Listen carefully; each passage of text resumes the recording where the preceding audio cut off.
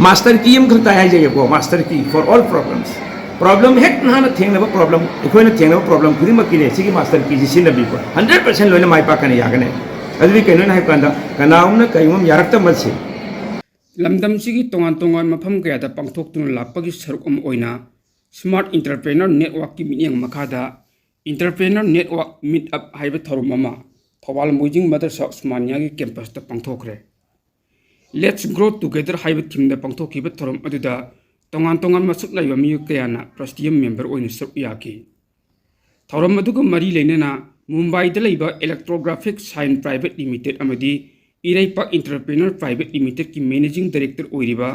मोहम्मद सिराजुद्दीन शेख ने फोंदोखिबा ममल यामलबो फम खरा तमिनसे अरे मदा फम नहीं लेथोपा लाइक मैम तमसलरगा थबक फंगदबा अदुगी सुमाइना लैबा मयाम सि उबसिदा अखोइसिना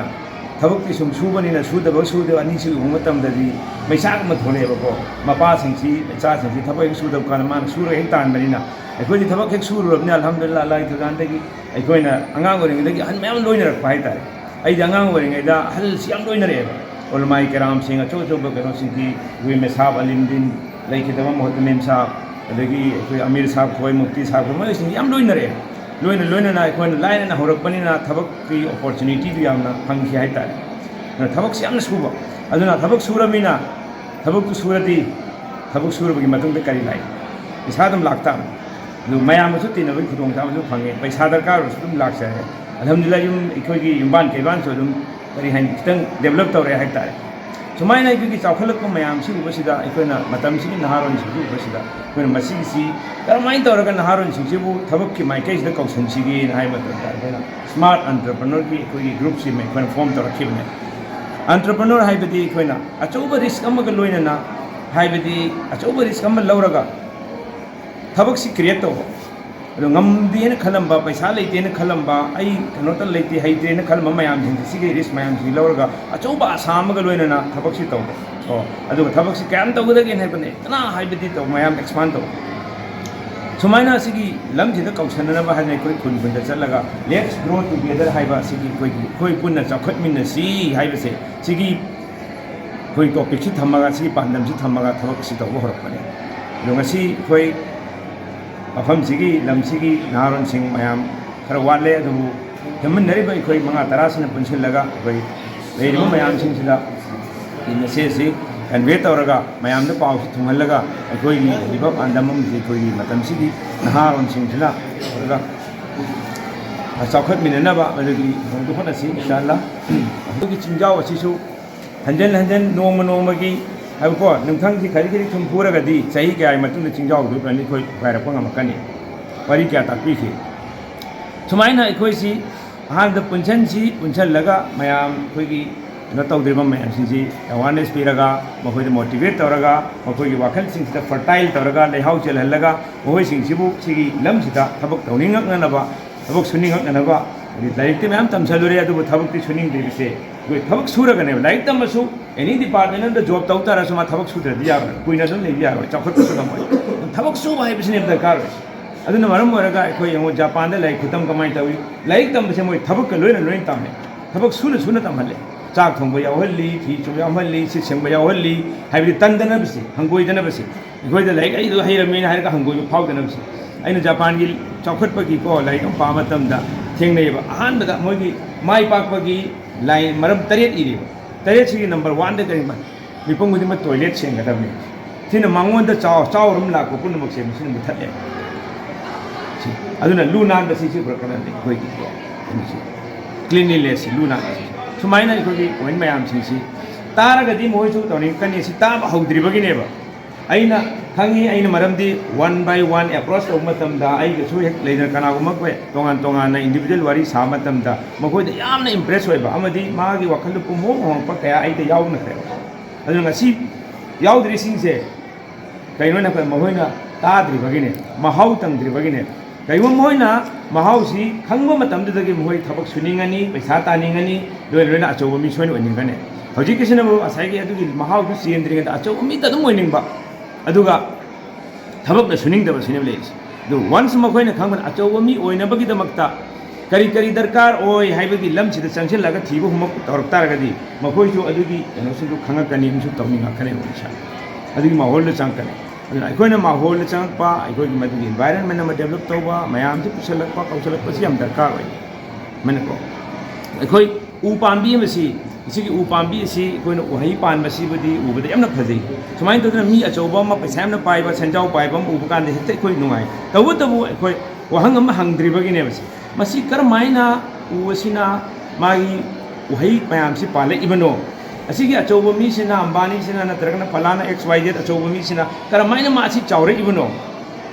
डॉक्टर डब्ल्यू साहबसिना हाना करी ओरमी महाकना सुमाइना चावरइसि करी करमाइ तौरगनो ओजा डब्ल्यू कनोसिना धनवीरना चावरइसि कमाइ चावरइबनो सुमाइना इकोइना हंगपु तारगदी पाउखुमदु थोलकने मासे उपाम्बीसिना मागी लेबाक मनुंग असिदा मरा मयाम चलिबा मरा मयामदुना माना मागी फर्टाइल मयामदु खोमजिलगा मदुदगी कनो तौरगा उहैसि पालइबनी मी असि माना हिंग नोंथिन लेप्तना थबक सि मेहनत तौरगा ngasi अचौबा मी मोइरे इमनी अफाव मी मोइरे इमनी गोल्ड मेडलिस्ट ओरेबा डॉक्टर ओरेबा इंजीनियर ओरेबा मयाम से हेक्ता फम्मगे तो ओरकपदि नते करिबो माना मेहनत खर तौरिमी मयामदगी माना मुक हेनब तारगदी मयामदगी माना हेनब मेहनत तौबगिनी हाइबसे एकोइना खंगको मतमदुदा एकोइना जेसेगी थबक तौनिंगे इबा समाइ तौदना अमसु लोइनमक्सि माइ थबक तौनिंगा कने तौनिंगपसि सि पुनोंगनमि दुक्ता सिगी फील्ड दा उतंग थेमगा पुथोरपा अम संगे अहान थौथाबसि यादबनेको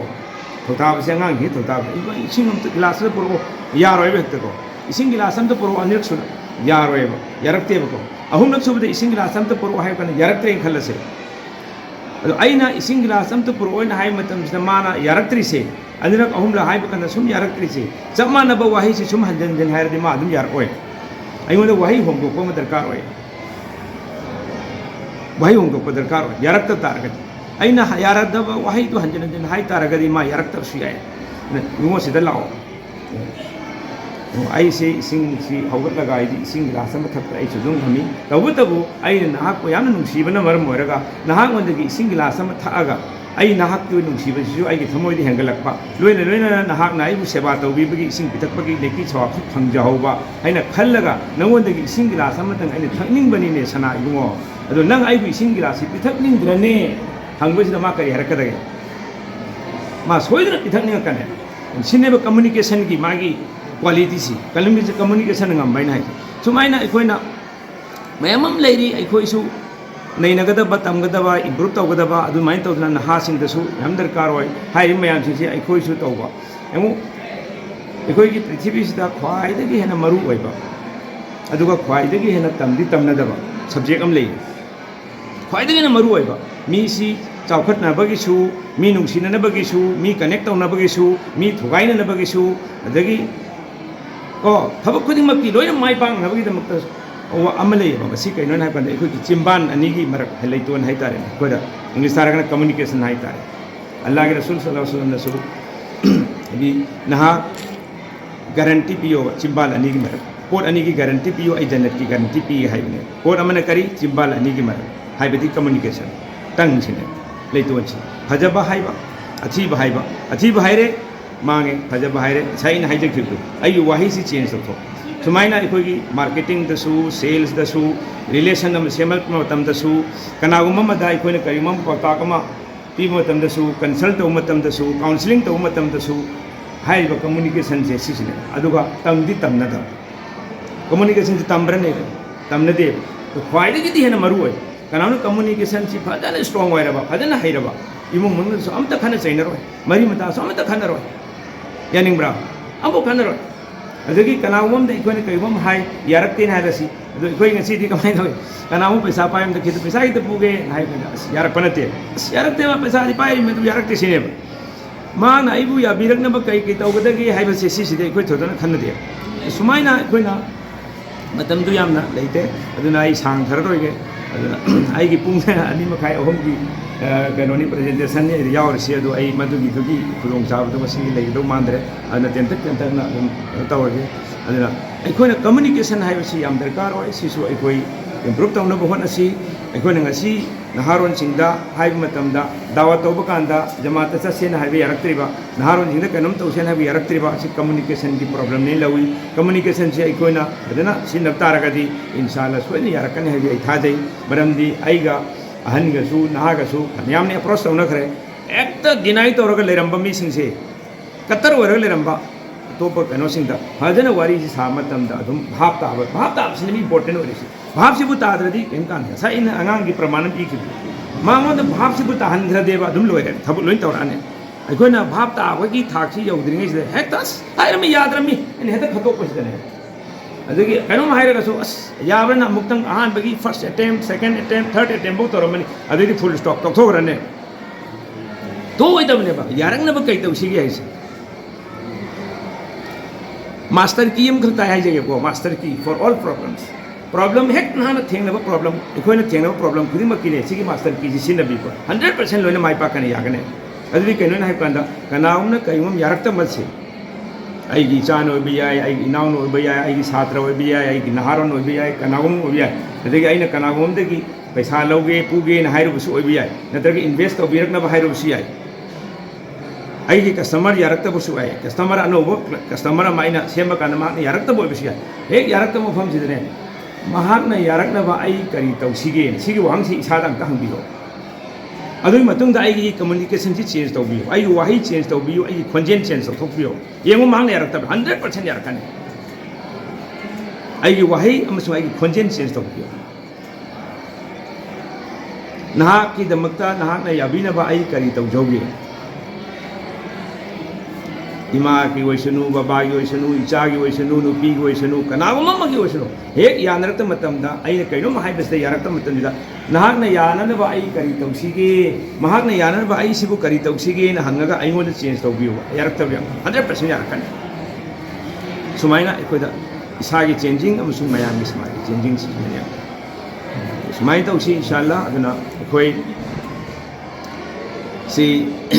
तौरिबा थबक मयाम सिंसी गे पुंसी मतेक हिंगिबा सिगी गे पुंसी हाइबि सिगी पुंसी सि लेरमद्रगदे एकोय तौरय एकोय इचनाउ सिंग ना जो खंगमगनि पुंसी हाइबसि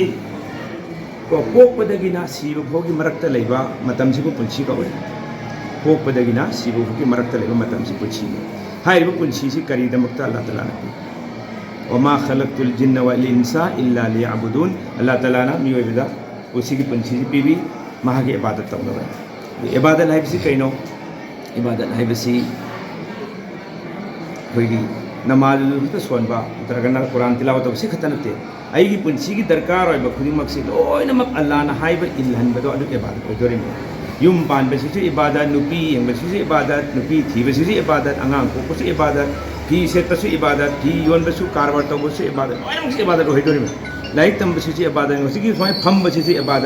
इबादत की लोइन खाली इंटू ओहलोइदबने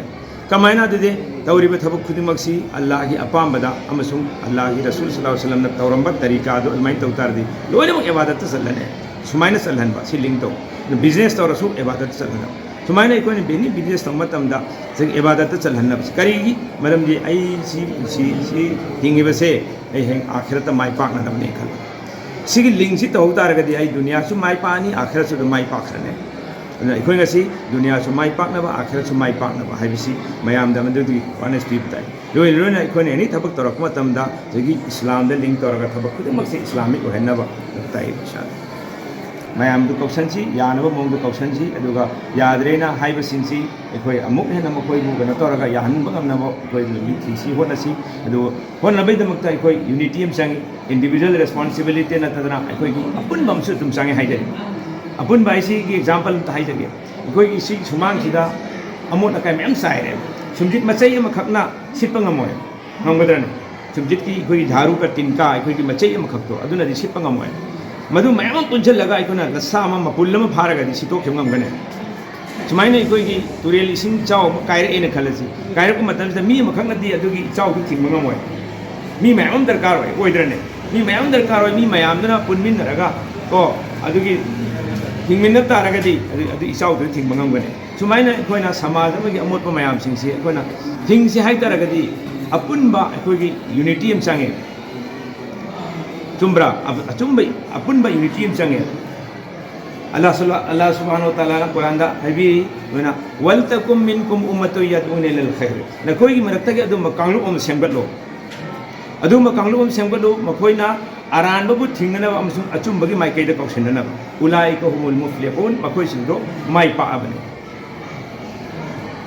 अदु इतरदी इंशाअल्लाह इखोइसु माइ पांगनबनिता इखोइ अपुनबा यूनिटी में सेमगतसी इखोइ मसेन जी पुनमिनसी पुनमिनरगा इखोइ स्ट्रेंथ हेंगलकनी असाइगी यादव मयाम अमोद अकाइ मयाम सिंदु सुमांगी अमोद पदा आइना सुजित की मचै मयाम पुनछलगा सिदोक पंगमिबा अदमाइन तौदना इखोइगी लैकाइदा इगी समाजदा इगी खुंदा लेबाक सिदा अमोद पर लेरि मयाम सिंसे इखोइ अदुगी यूनिटी दुना इखोइ अदुगी जमात दुना इखोइ अपुनबा ग्रुप दुना सेंगदोक पंगमगने अदुगा याद्रिबा मयाम दसे इखोइ पोखलक पंगमगने इरिक अममनी अखोई पुनसिल्लबदी इपाक अमनी चेकतुम अममनी अखोई पुनसिल्लबदी इमारत अमनी युमजाव अमनी बिल्डिंग अमनी लंगदुम अममनी अखोई पुनसिल्लबदी फिजोल अमनी फजब फिजोल अम सेमबे पुनसिल्लबदी लाइरिक अखोई वाहई अममनी अखोई मयामसी पुनसिल्लबदी लाइरिक अमनी नत्रो सुमाइन तौदना अखोइना पुनसिनबा तारगदी अचुबा चौबा नोमा अखोई फंगबा ngамगनी इंशाअल्लाह दुना अल्लाह ताला अखोई मयाम पुनमबु अपुनबा यूनिटी अमा सेंबा ngамबगी तौफिक पिना बिसनु अखोई मसेंगी थमोइदसु अदुगे पुनसिनबगी अदुगुंबा कनोदो अपामबदु अखोई अल्लाह ताला हापिरगा अखोई मयाम पुनसिलगा समाज सिबु अखोई चाखन बोना सि लोइन लोइन मणिपुर की सोथरिबा मयाम सि अखोई अमुक अन्ना इंखलगा अखोई की टीम दगी सुमाइन मणिपुर दो मखोइन सुमाइन हौदोक्तना मणिपुर दो सुमाइन अम ओइरेखी हाइबदो अदु अदु अदु अखोई ओहनसि इंशाअल्लाह अल्लाह ताला अखोई दगे अदुगुंबा चौबा थबक दो लौबीबो ओइसनु अमसुंग मपुंग फाना कबुल तौबीबो ओइसनु अखोइना फम्मीबा फमिनरिबा वरि उतै सानरिबा पुनमक सिबु अल्लाहना कबूल तौबीरगा मदुगी बरकतगी मयाम पुनमक्तसु इसिगी अफबा सिंगसे अखोई संतोखुं आखिर दावाना अल्हम्दुलिल्लाह मियामदा खंगनजबा अमा इपेक टीवी न्यूज़ चैनल असिदा तोवान तोवानबा हिरमसिंगी मतांगदा एडवर्टाइज तौबीनिंगबा मियोइसिंगी ओइना यामना चावना ऑफर पिजरी मरम अदुना एडवर्टाइज तौबीनिंगबा मियोइसिंगना ऑफर असिगी खुदोंचाबा लौबियु हिरम असिगी मतांगदा अपाम्बा मियोइसिंगना मोबाइल नंबर